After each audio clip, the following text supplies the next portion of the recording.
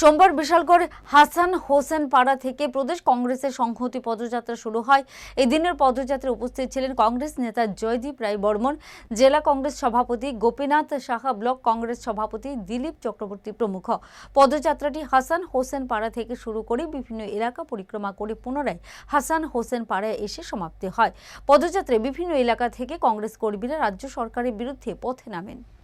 আপনাদের মাধ্যমে সমস্ত রাজ্যবাসীকে শুভেচ্ছা এবং সংগ্রামী অভিনন্দন। আপনারা সবাই অবগত আছেন যে গত কিছুদিন ধরে ত্রিপুরা প্রদেশ কংগ্রেসের আহ্বানে সারা ত্রিপুরা রাজ্যের সংহতি পদযাত্রা চলছে।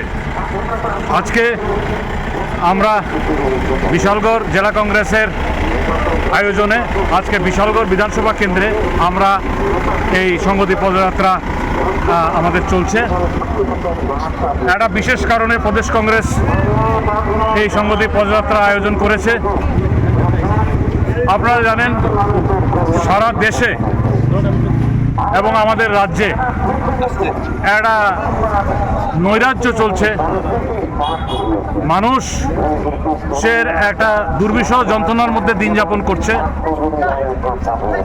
কর্মসংস্থান নেই, কাজ নেই, চাকরি নেই। গ্রামাঞ্চলে এবং পাহাড়ি এলাকায় খাদ্যের অভাব চলছে।